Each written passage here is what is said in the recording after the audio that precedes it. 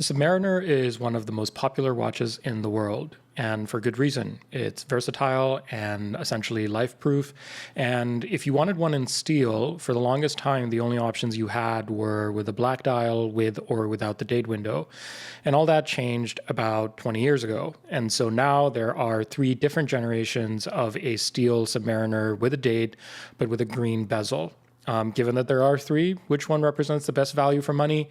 We address that question in this video. All the data in this video comes from WatchCharts.com, the world's most powerful watch market research platform.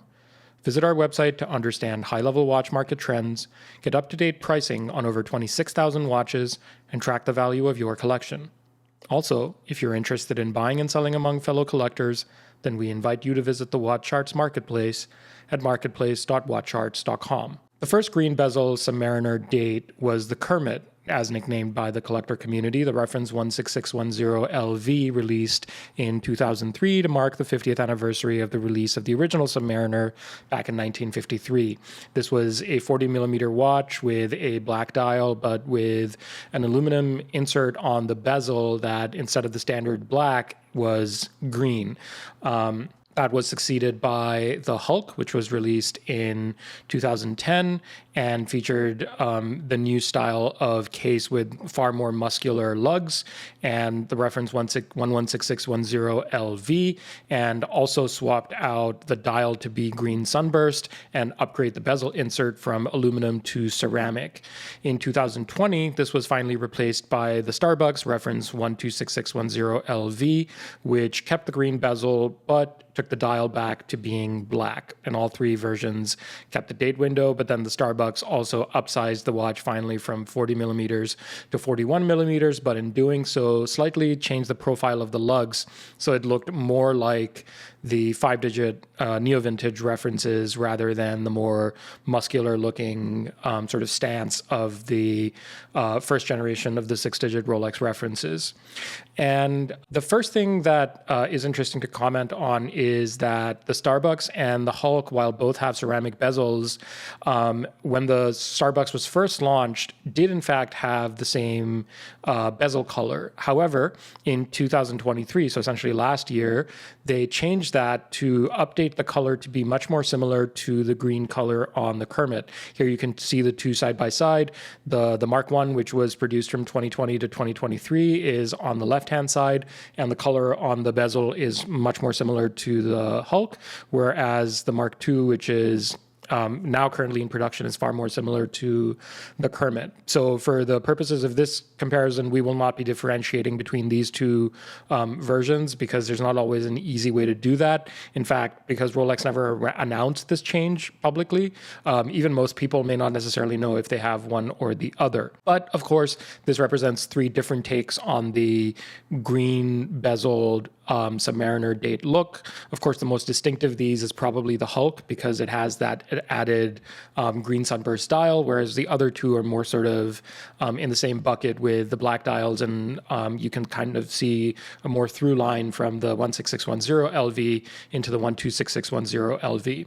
So how do they do on the market? Well, the Kermit, which was in production, like I said, from 2003 to 2010, has a current market price around $13,300 and a market price range between $12,000 and $14,500.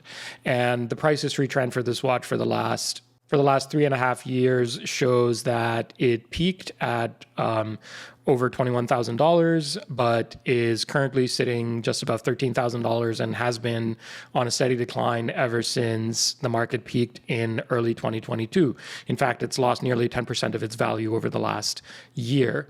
The Kermit, on the other hand, just trades at a far higher value. It's $18,000 in terms of market price today and trades approximately between $17,000 and $19,000. And over the last year, in fact, has only lost 1% of its value, thereby indicating that its value is far more stable than, or certainly has been over the last year, than the Kermit.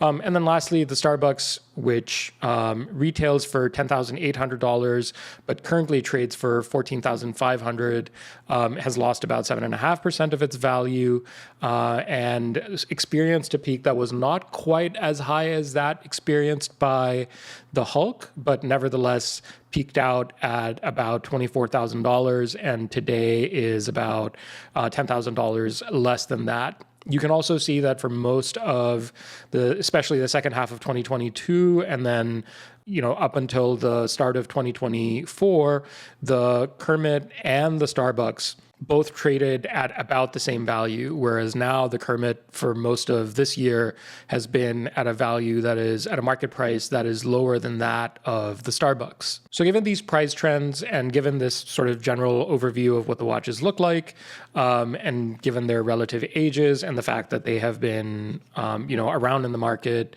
for a considerable amount of time now, what can we say about which one potentially represents the best value for money?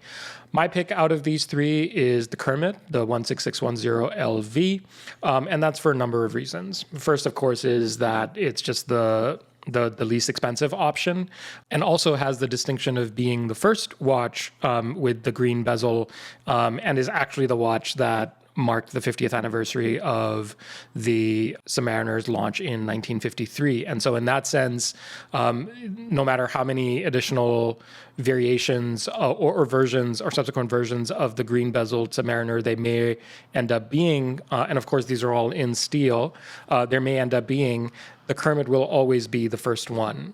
And it's possible actually to still find listings in very good condition with box and papers for this watch at around the market price.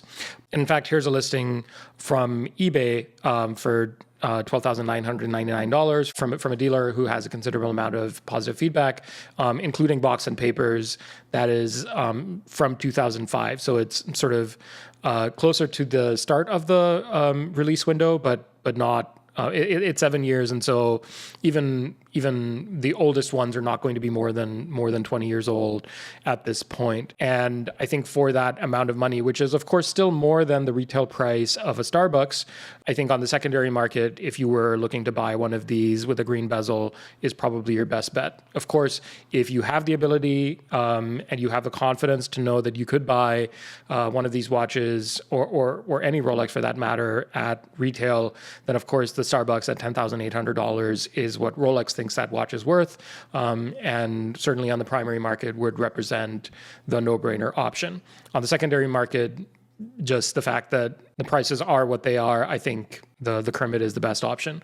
One additional data point that is interesting to talk about is what the premium is for each of these generation of green bezeled Submariner dates relative to just their standard references. So the black dial, black bezel insert for each generation. On the Kermit, there's a 56% premium for the green dial. The 16610 LN trades for just $8,500. But the Hulk has an even higher premium of 68% over the 16610 LN. And for the Starbucks, actually, the premium is the lowest. It's only an additional 12% over the cost of the 126610 LN. This may suggest that for customers who are interested in cross-shopping between, let's say, a standard sub and a quote-unquote upgrade to the green bezeled version, then the lowest premium that you have to pay is actually for the Starbucks. And so in that sense, if for $13,000, you were already thinking about buying a Starbucks, then you have to spend an additional $1,500 to get the Starbucks. But if you were going to spend $13,000 on the 126610 anyway, then for that exact amount, as I've just sort of covered, there's a listing available that you can get for the Kermit, which gives you the green bezeled watch and still gives you a watch which, even though it is 20 years old, is built to such a high spec of quality that it will probably outlast and outlive any buyer. We'll end with just sort of like zooming out a little bit more and looking at the relative price changes for all three watches again, but this time also looking at the Submariner Market Index, which is an index of the 30 most popular Submariner references weighted by transaction value, and then also the Rolex Market Index, which is the 30 most popular watches by transaction value across all Rolex model families weighted by transaction value. And so that's the line in red. The Submariner Market Index index is the line in yellow. So what we see is that out of all 5 of these trend lines, the one that's done the best is the Rolex Market Index. The one that's done the second best since the start of 2021 is actually the Hulk. And the Submariner Index is actually down by a little more than 5%. The Kermit is down well over 15%, but the Starbucks is actually down the most. It's down nearly 25%. And the Starbucks, I think, has a little bit of an explanation here because it was released literally 6 to 8 months before the starting point on this graph. And so, of course, when a watch is first released, it's available at a premium. And then as more inventory becomes available, prices generally tend to drop. And then, of course, all of those trend lines experienced a spike in the first half of 2022 and all have been declining ever since. But this also, I think, just underscores why certainly the Kermit, given both its relative decline in value over the last 3.5 years, as well as just its absolute market price value, just represents such good value when picking between these watches. But of course, the thesis that I've offered is a combination of looking at the data plus my personal preferences. There are multiple choices. There is no wrong option per se here.